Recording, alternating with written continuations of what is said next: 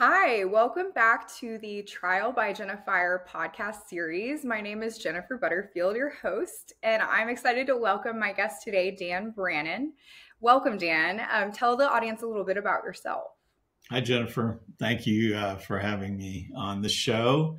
And my name is Dan Brannon. I'm here to talk about investing in real estate primarily, which has been my focus of how to build wealth.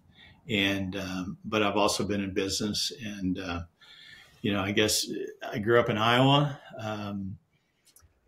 Good family, 5 kids, mom and dad. I joke that we had a 3-bedroom house and 1 bathroom with 7 people living there. When I was growing up, we moved when I was 14, but mainly for the extra bathrooms. Anyway, I'm happy to be here, and we'll fire away questions, and hopefully I won't go off on too many tangents. Well, that's the fun of the podcast, I think, is exploring these different areas of conversation. So I'm excited to have you, and thank you so much for making the time out of your day. And I ask all of my guests this question. What was the conversation around personal finance like in your home growing up? Mm-hmm. Like I said, we were very frugal, frugal. My dad owned a small business, which my mom worked in as the bookkeeper. And I grew up around entrepreneurship, though we never heard of that word back then in the 60s. That came about in the 70s, 80s. Dad was a small business guy. My grandfather was a small business guy, had multiple businesses from farms to restaurants to bars. He was a politician. All my uncles, not all, but a lot of them were farmers. So it was just, I think my expectation was I wasn't going to go out and get a job. I was going to have a business and do stuff. So I think I was influenced by my parents for sure. They made it work in a family with 5 kids. We all went to Catholic school. They were cheap compared to today's private school. I mean, my daughter went to private school in Austin, and there's not even close. But you know what? They made it work. My mom didn't have an income coming in. She worked in the business, helped my dad, and a stay-at-home mom. And so, I remember my dad working hard, but he was always home. He was always home for dinner. He was always home for our band concerts, our sports, our everything. He worked hard, but the family was important. So that was kind of how I grew up. And my mom she's alive, very frugal. Sometimes I catch myself saying, I'm really cheap. No, I'm frugal. And I learned that from my parents. They had a great life. They traveled some, but it was usually a business convention in their business. That was their vacations every year. And no dollar was spent unnecessarily, especially if my mom had anything to do with it. And my dad said to me when he was older, and probably on his deathbed somewhat, he said, I would have had nothing if it weren't for Mary Lou, which is my mom. And because she kept everybody in line and she took care of the money and saved it. They saved money. I mean, they were CD people, and mom somehow at the end, here she is living off this money from a small business. My brother owns the business today. He bought it, and he's done fantastic. He's grown it, built it, more branches, and so everybody in the family is doing well. And I think we all had a good upbringing there. We're pretty lucky. So I still can be frugal, and it may not look like it by how I live, but I always say I only buy things that appreciate, which is real estate. Mm-hmm. And, I don't buy fancy boats and fancy cars and fancy, I've had and I drive Fords. I'm a Ford guy. And, I try to pass that on to my daughter. And, it's a different time, obviously, in this world today, luxury goods and all that stuff. And I like to travel, and I like nice homes, and I love real estate. So if I can keep investing in real estate, I know I'm okay, right? And Mm-hmm. collecting rent, I collect rent. That's Yeah, passive income. That's a beautiful story. Thank you so much for sharing that. It warmed my heart when you talked about your mom and your dad and her keeping the house together. I've often heard that mothers are like the anchor of the home, yeah. and so that touched me. And I heard you mention your daughter, and I always see you posting these photos. And my dad wasn't a part of my life growing up, and so I just admire your integrity and respect you so much as a father figure to her. And I know she's also a recent college graduate, and I'm curious, how have you perpetuated or changed generational patterns around money? I know the environment and the landscape has changed too, but to help her become a responsible adult with her finances. We're going to find out. She graduated in May, and she's looking for a job. Graduated from University of Texas.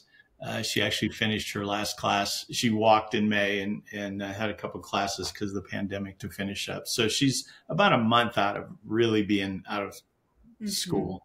And she lives in Austin, and she's looking for a job. And she always has worked, even in high school and college. She had part-time jobs, and often I didn't know she was going to go get them.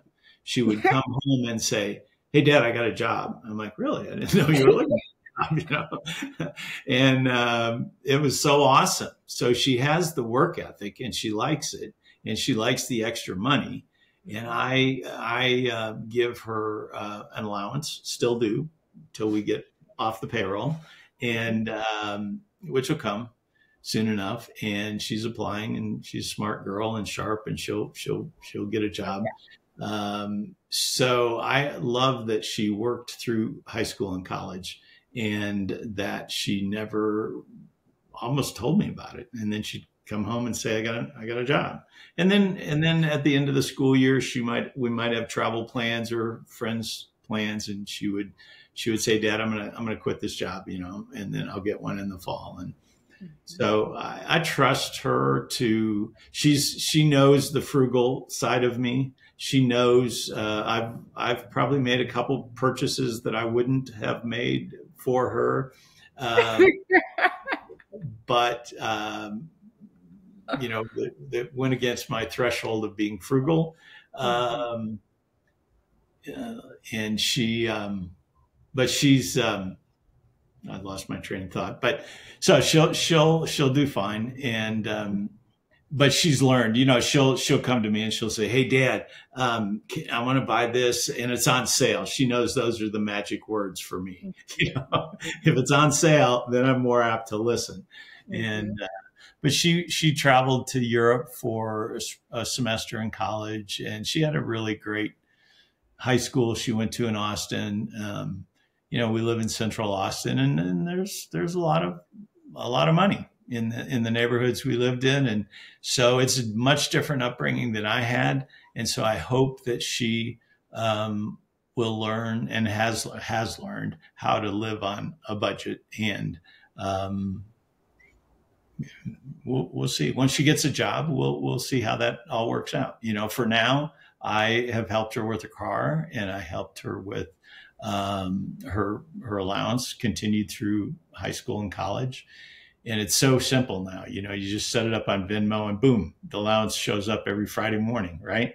And so it's just it's just, she's a good kid. So She's got a good head on her shoulders. And, yeah, you know, I just see the secure attachment between the two of you. She's always coming home for dinners and yeah, stopping by. And so yeah, I'll be excited to watch her growth as she, you know, yeah, finishes up her last semesters. And she's got yeah, a big, bright future ahead of her. yeah, And so, yeah. yeah. So real estate investment, you know, a colleague from high school of mine, and we're launching a mini series on first time home buying. And I think a lot of my audience is, you know, in this position where they're trying to close the gap between renting and purchasing a home. And so our process with this is like to kind of demystify it, you know, but I'm curious about, you know, how did you get started? I know you said that, you know, your dad and your grandfather, you know, had real estate investments, but I'm curious about how you got started with your investment portfolio. And I mean, is it residential, commercial? Okay. Okay. So I remember my dad was about 50, which is younger than I am today. And I said something about, maybe we were talking about real estate, and he said, I remember him saying, the only regret I have is that I didn't buy more real estate, right? Because he was coming on to looking at retirement at 50, maybe he was 55, and he had a number of rentals and they were starting to get paid for. And his point to me was, you know, if I have 10 rentals, and let's say this was a long time ago, and they're all paid for, and the rent's $1,000 a month. I get to go to the mailbox and pick up $10,000 a month in checks. That's a nice retirement. Yep. Instead of just Social Security. So that always stuck in my head, and I would already starting to buy real estate when he said that. But I was like, yeah, let other people pay for your real estate. And so I think, you know, I won't get into the specifics of my first deal was, I was 19 years old and I doubled my money in a year. And I was like, man, this is simple. This is easy. You know, the numbers were small way back then in the Midwest compared to what we're dealing with today. But I was like, oh, I like this. If I can buy a house and double my money in a year by fixing it up, I divide it off a lot, blah, blah, blah. It's like, okay, I'm going to keep doing this. You know, if I do a bunch of these a year, yet I always, and I probably got this from my dad too, I always had a job or I always had a business. And I've been in business. I sold my company in January of 2020. I'd owned it 28 years. I made a really good living. I had great employees. I moved to Austin to buy this company. And I chose Austin because I'm sitting in Santa Fe, New Mexico right now in a house I have here. And I looked at the economic opportunity around the country and I said, where do I want to go that is going to grow? And Santa Fe, while it's an awesome place and it's a great place to be semi-retired, I didn't see the economic opportunity for me in my 30s that I saw. And I went to Austin. I said, it's a state capital. It's a university town. There's a fledgling tech scene starting. You know, Michael Dell was maybe in his dorm room tinkering with, you know, boards and putting them together. And I said, I want to live because I love the scenery, the town lake. I mean, it's green. It's, you know, recreation, young vibe, everything. Who knew I was going to, you know, I'd like to say I'm so smart, but really I knew things and ran with it. And of course, then you start buying real estate in Austin, Texas, 30 years ago. I look like a genius, right? I'm smart. Well, I'm not smart. I got lucky. And so, you know, and let's talk about there's different classes of real estate. I currently own commercial. I have office warehouse. I own a lot of land, industrial land, commercial land. I own ranches. I have residential, mainly high-end residential. And I've bought and sold that for 30 years. I love land. I've owned a lot of land. I've owned a lot of ranches. They don't cash flow worth a damn. It's not like you're going to go buy a ranch and get a bunch of income, but Mm-hmm. I go back to that business. If I can live on half of what I'm making and take the other half every year and invest it in other real estate ventures, I know that I'll be sitting here 30 years later collecting rent checks. Mm-hmm. And so there's commercial, there's residential. Some people might want to focus on residential. I've owned apartment buildings. I found out I don't like apartment buildings. I don't like rentals. I don't really like residential rental, though I have plenty, but it's in Austin and I don't want to sell them. And why sell them when they're going up, But I've owned strip malls, office warehouse, a lot of land. When 130, everybody's going, the 130. Mm-hmm. When that was announced, I went out and started buying land that way. See, it's all about the roadways. Yeah, with stuff like that. That's so smart. It wasn't even paved. Popping up, buying some tracts of land. And so, sometimes I've got some I've held 15 years. Some I've got a house in Brentwood with a guest house that I lived in. It was 900 square feet that I bought in when I moved to Austin. I moved to Austin in 93. I bought it in 94. I still own that house. Wow. And I collect rent. I only lived there a year and then I made it a rental. Mm-hmm. So I collect rent on the front house and the guest house, and there's maintenance and there's renovation and there's a lot of people will buy a rental and it's a nightmare. And I get it. It can be if you don't vet your tenants, if you don't, really vetting your tenants is huge. I use a real estate company to vet my tenants and do the lease because I don't want to do that. That's not my job. And I'm not a realtor. And people are always like, why don't you get your real estate license? You'd save money. It's like, that's not my job. Yeah. I want a realtor who knows what they're doing and they handle the paperwork and get the deal to closing or leased or whatever. Mm-hmm. So I kind of got off on a tangent there, but some people go in and go, I'm a multifamily real estate investor, and they buy apartment buildings and they are very successful. Mm-hmm. There are people that I only buy office buildings. Now the problem in Austin is not the problem. The good news is it's big money now. It's New York money. It's hedge funds. It's, the small Joe that is trying to buy a house or a 12-unit apartment building or a 40-unit apartment building. It's almost beyond us. You can get it done. But so I have gone, I think my life is all about the path of least resistance, but do it. Sure. I bought an apartment complex with some partners, and it was kind of a nightmare. We couldn't keep it filled. We had out of town managers. So you sell it, cut your losses, and move on. I like to do what I like to do. Ranches and land I love because you get to play on them, and I try to figure out how to have it pay for itself. Mm-hmm. I've had solar farms. I've had land, cattle leases. I've had hunting leases. I've had it. People say, "What do you do?" I say, "Well, I play Monopoly. I get up every day and I try to pass go and collect $200. And buying properties along the way." Mm-hmm. So I ran. So I've got a couple questions off script just from hearing you talk about all of this. I think the first would be, okay, so say somebody saves up, they've got their job, right? And they go in and they buy their first property, and maybe they live there for some period of time until they can, put another down payment on another house and start renting that out. Yes.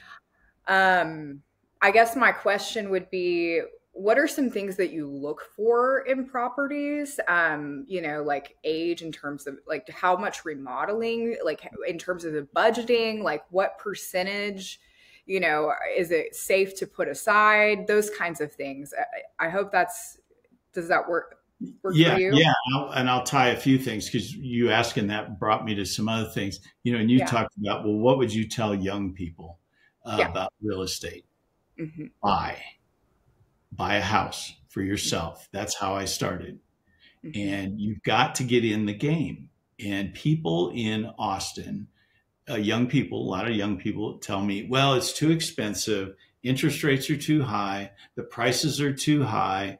And I'll wait until the prices come down and interest rates come down. We And don't have I'm to. like, it ain't going to happen, I folks. know. You It's got just to get in the game. Get in the game. Buy something and make that appreciation. And then you multiply it from there.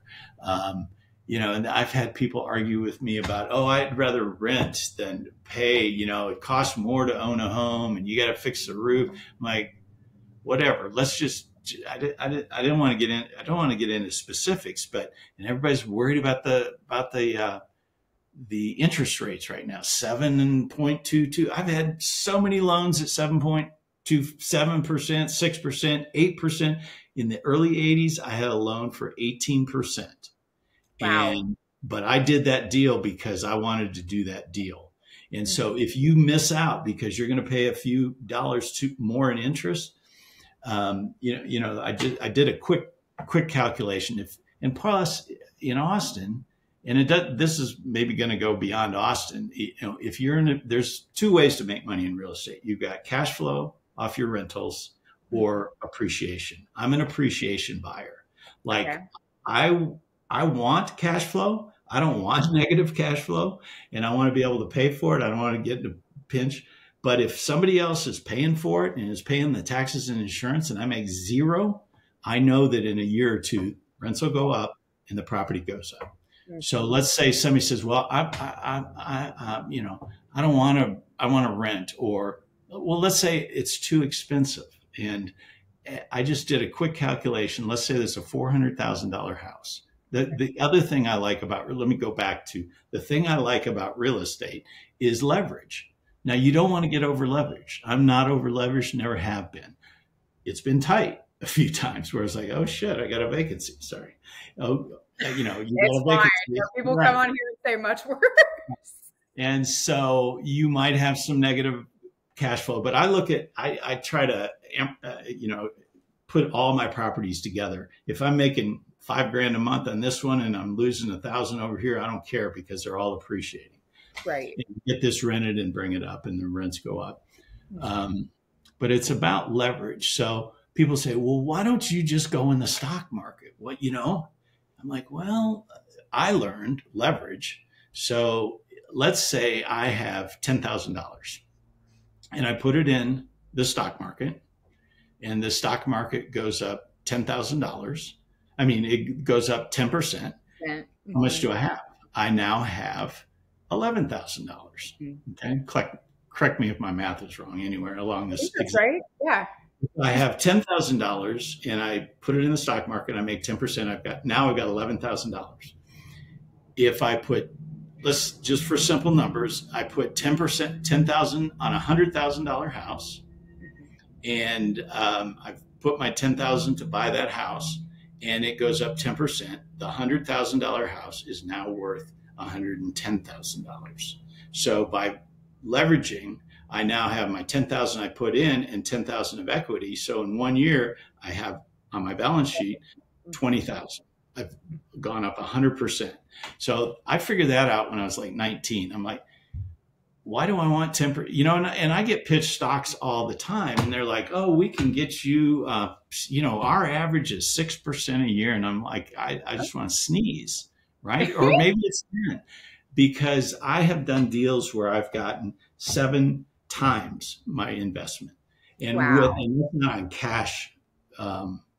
That's not that's on the purchase price. And if you take my cash, it's like a 10,000% return. So when Mhm. somebody talks to me about 6%, I don't get very excited. Um, and it's about buying right, and it's about holding. The other thing I tell young people is time is on your side. Like, it's not on my side now. I'm not going to make I don't have 30 years. I don't have 20 years. I mean, I'll be alive, but I don't want to work that hard anymore. So, that's why I say buy something. And if you can hold it and buy another one, I did that. I moved every 2 years Okay. because of the tax laws back in the 70s and the 80s and the 90s. And so you could roll over the money with no capital gains or no tax. Whatever you made on your house, you could put into the next property. So if I bought $100,000 house and I sold it for 200, I now had 100,000 tax free to buy a 300,000. Then a 300 became 500 and 500, you know. So now I live in a house I can't afford. I mean, I don't mean I can't afford. I can't afford to buy. I can afford to live there. Right. You know, just by time. When that changed was when my daughter was born. And we moved when she was 3 into the house I still own, but I wanted her to have a family home. And so I quit flipping houses to move into and just put more into my other real estate rentals and stuff like that. Mm-hmm. But if you can buy and then use that profit or the appreciation onto the next one and just keep stair stepping that, I'm an example of it. You know, if you do it long enough and you don't go do something stupid, mm-hmm. you get to talk to Jennifer on a podcast about real estate. No, I love it. So yeah, you're taking the equity and then just putting it into the next as the down payment. And then, I mean, you can always refinance, right? Like if they're concerned about these high interest rates and things like Absolutely. that. Absolutely. Do you go in for like 15 or 30-year mortgages often? I always go the longest I can get. That's what. Always go 30. Now I can pay it off earlier, but I've seen people say, well, I'm going to pay it off in 15 years. And then something happens and all of a sudden their payments higher and they call the bank and say, well, now I want the 30. And they're like, hey, no, it doesn't work that way. So I always take the longest. And then if I want to double pay or pay an extra payment, you know, I'm 67 years old. I love real estate. I live and breathe it. I'm still doing deals. I've got a development in Austin I'm working on, office warehouse project. I've owned the land, you know, 5 or 6 years, bought it right before the boom. And so I'm still active, but I don't want to work that. I want to be in Santa Fe and I want to be in Austin and I want, you know, travel. We travel a lot, but I forget what I was going to say about that. Well, I just want to ask because there's been a lot of controversy about these short-term rentals, you know, in the real estate market and like how that is affecting the market prices and things like that. Do you have any short-term rentals or do you do any Airbnb? And like, what is the difference between maintaining those versus, you know, your long-term tenants? Right. So I have a short-term rental in Marfa. I've been going to Marfa for 25 years, and I started having trouble finding a place to stay because everything was full. That's so right. We were there like a couple Christmases ago, and you were like, go to this restaurant, and we did, and it was awesome. Yeah. So I love it out there. And so I bought a house to live in. And then I thought, well, when I'm not using it, I'll put it in the short-term rental. It's pretty darn successful out there.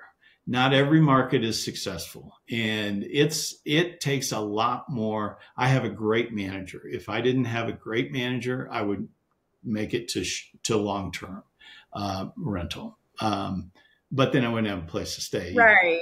So but the problem with short-term rentals, and I had a 30-day rental here in Santa Fe, which I didn't have a great manager, and it was problematic. So, you know, the riches of STRs, short-term rentals, are maybe inflated. And I think that whole model might be falling apart a little. I know Austin and cities, New York City, just basically banned Airbnb. Yeah. And so, and the other issue, which is a real valid thing in Santa Fe and Marfa, are that we, as a short-term rental owner, are taking housing from the people that live there. We're long-term rental.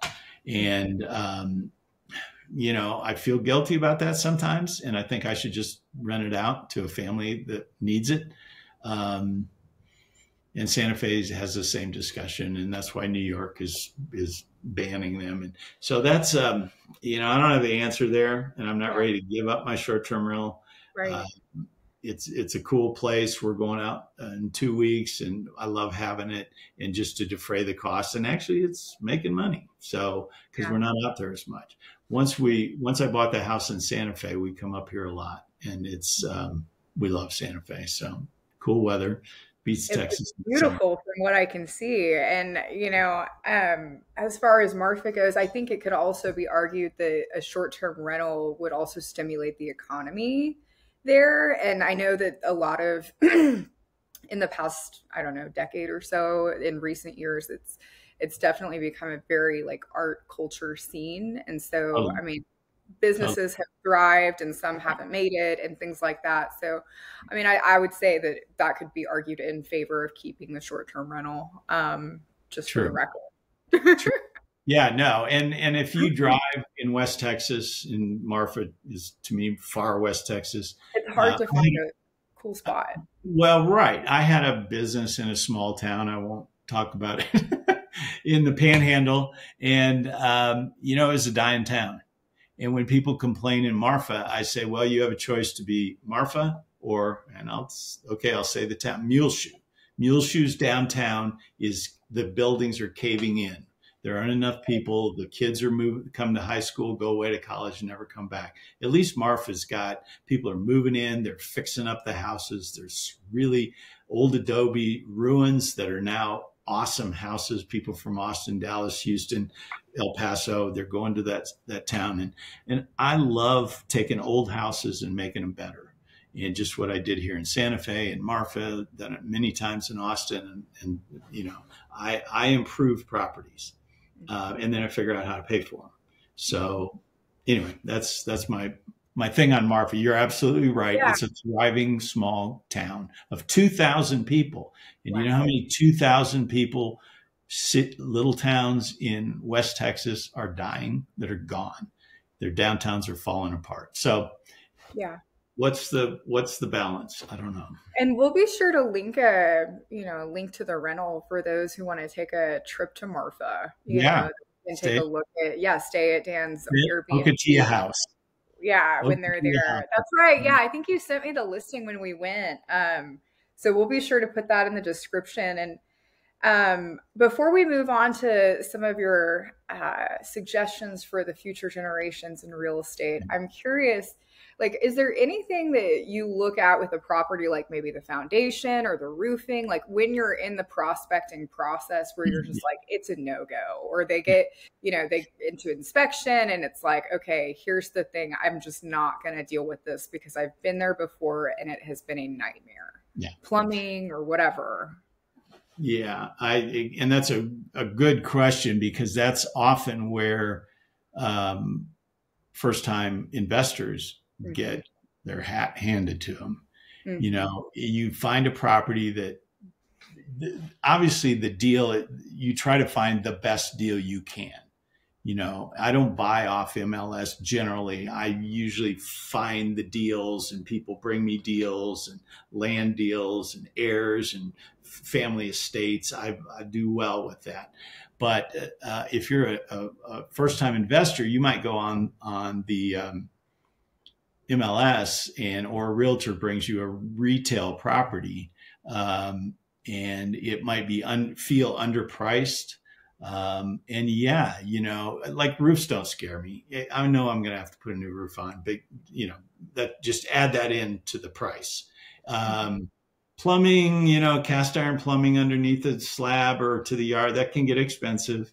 But there's not much that I can't fix somewhat reasonably, especially if I'm buying it right.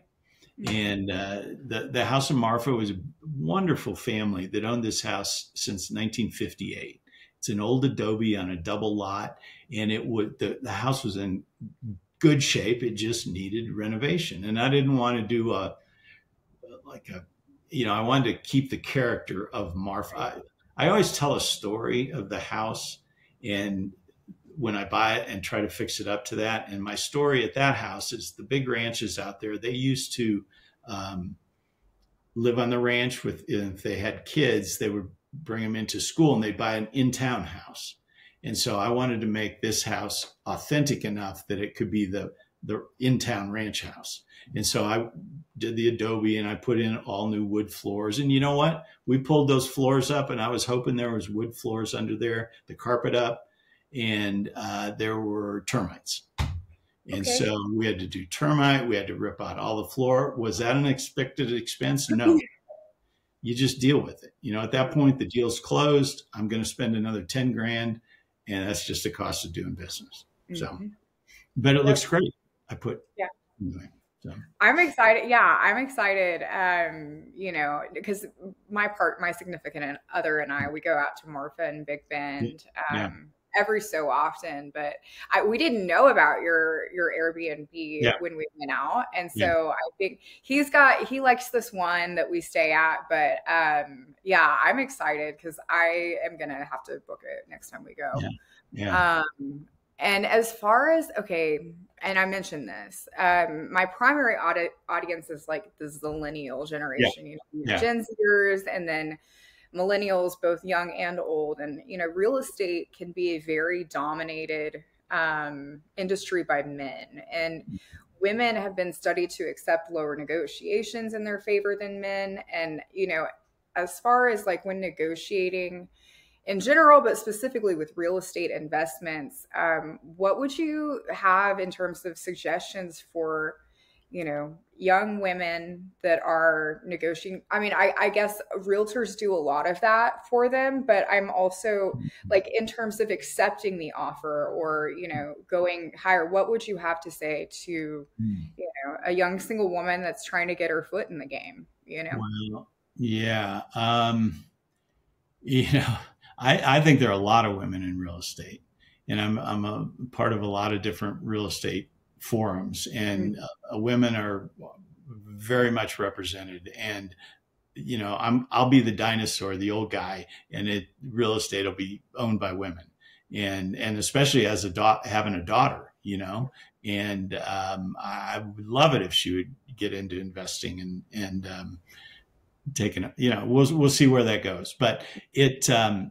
You know, negotiating is hard. You kind of asked me what was my hardest negotiation. Mm-hmm. I haven't had it yet because I don't do deals that are hard. Okay. I call it the Zen of investing. You know, if I have to push, if I have to win against you, if I have to make you feel bad and I win, then I don't want to do the deal. I mean, people are always like, oh, you must have really negotiated and got a great price on that. And I said, no, I paid exactly what they wanted. I do that all the time. And I bought a company from a guy a long time ago, and we negotiated, and he's like, you know, we both have to leave with meat on the bone. And he's like, so I can't give everything and you can't give everything. Let's negotiate to success for both of us. He rolled off into retirement. I had a business that made money and grew. And, you know, I'm sitting here today because of that business. But I try not to beat anybody up, you know, and sometimes as a new investor, you think you do, and you really don't. If it isn't meant to be, don't do it. You know, if you keep coming up against, oh, the roof's bad, I'm going to negotiate that, and they say no, buy it. You have to decide. You can't get mad that they won't. Is the price right? Is the deal right? You know, and I think young women, every young woman ought to go buy a house. You know, if they can figure it out, however they can. And you know, if that example I've had, if at 7% interest right now on a $400,000 house, if you're paying $2,000 a month rent and a 7% mortgage and I just did a 10% down, is a $2,300 a month mortgage. But you're going to have at 5% in, you know, appreciation, you're going to make 20,000 your first year in equity, so that you just made half your down payment. And then next year you make 21,000, and all of a sudden your $40,000 down payment you've made in equity $41,000 in equity. So that's why I say just get in the game. I was telling kids, Lockhart was a sleepy little town. Bastrop was over. Smithville was,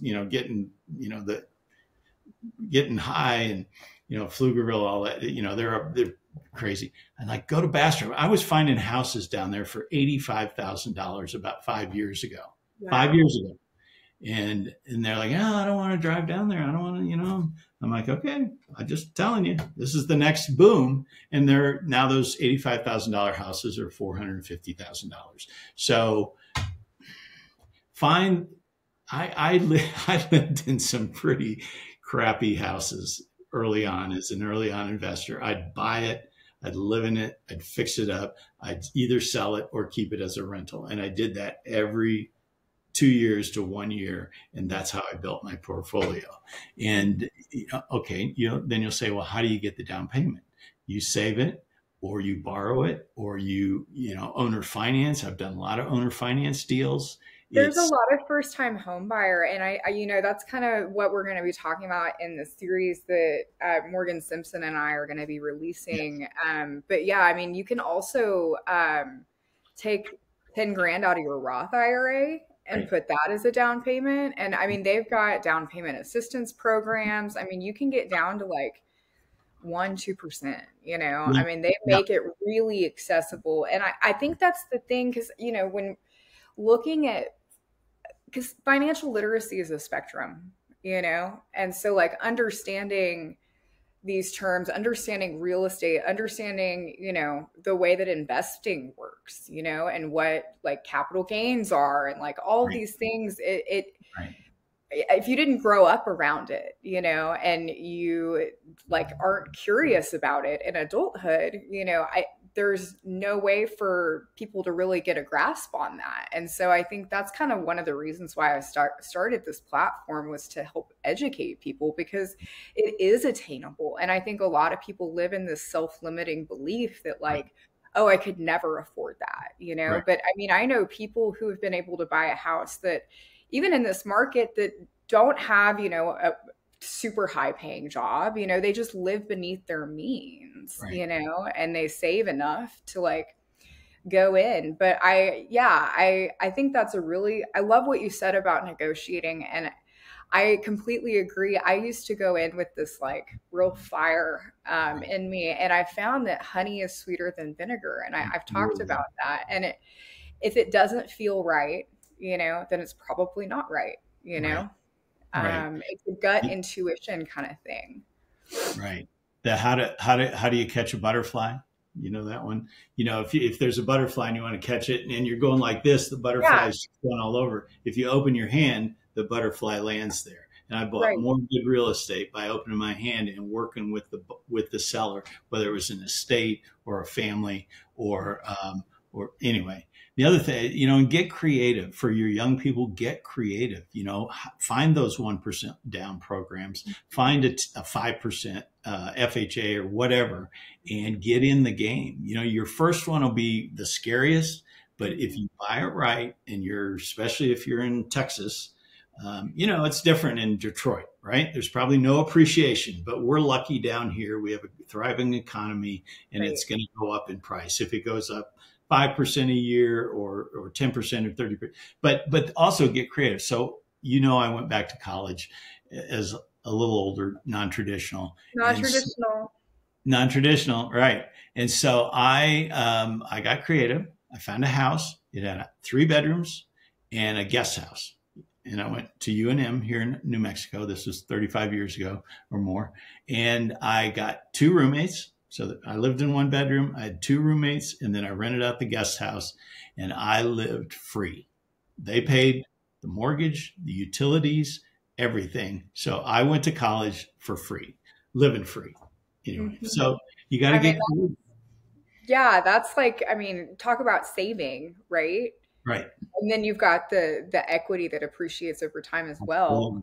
And the tax write-offs. The depreciation with all of that. Because I was in tax law, doing support work for a couple of attorneys over the past couple of years. And it's unbelievable. I think that you pay capital gains tax on, investments that you make, or if you withdraw funds from a brokerage account, things like that. But with real estate, there's a way to balance that out because, you've got all of the different elements of the house that depreciate over time. Right. So, And as an investor, there's also a program called 1031 exchange. yep. And that, if you roll it in, you can't touch the money. You have to use an intermediary. But if you roll that into the next deal, and I've used that very successfully. Also, a few years back, they came up with the opportunity zone funds. I've got an opportunity zone fund project I'm doing, and it rolls it in. And, there's intricacies of the program, and I've got a good accountant. But, yeah, real estate as a tax advantaged investment is really, really good. So, Well, okay. So I think the last thing that I wanted to ask you, because we talked about being responsible and what the responsibility of being an investor is in this day and age. And what do you think goes into being a responsible investor? And like, if you had to leave some words of wisdom for the next generation around doing that, where, we're looking out for ourselves and also, taking responsibility for ensuring that people have like a, safe and clean and well-managed property. What would you say? well, you hear this, and I'll just say it. And I was, always spend less than you make, obviously, and save some portion and pay your savings out of your. There are times where I was doing a deal where I wasn't saving because I needed all that to put into a property. And technically that's my savings or properties. But I know Roth IRAs, and this isn't real estate, but are really good deals because you pay the tax now and it grows tax free. And they didn't have that when I was a kid. But let's say I had 50,000 back when I was 25 or 27. Maybe I should have paid the tax and put that in and just over the Latin, the next whatever, how many years that is, 40 years. So, look at those things. But the point is, save something. Save something. If you're spending everything you make, you're never going to get to be able to probably buy real estate or, your retirement. And so, I know that's hard, especially when you're like paying student loans and paying expensive Austin rent, and property taxes in Austin are crazy. So, but don't let that stop you. You just have to look for the right deal. Be willing to drive to Lockhart for a year or two. Be willing to drive to, wherever. Be willing to drive or live in a house that maybe is not your dream house. Man, I've lived in a lot of dumps, but I fixed them up and I made them nice, and I made them a rental or sold them. So, yeah. I think that is such sound advice too, because I talk a lot about on my platform, lifestyle creep, right? And where there's this external desire to, keep up with the Joneses, if you will. And I think that so many people in our generation, because we've been, exposed to technology, and I think there's like this different element of living in today's world as, a 20 or 30 something. And, I think there's this need to kind of keep up with that lifestyle. But I find that to be the most sound and also consistent piece of advice from everyone I've talked to is just, being willing to live beneath your means, or like, make sacrifices early on because time is on our side, Dan, I just want to say thank you so much for coming on the podcast. Thanks for having me. This has been fun.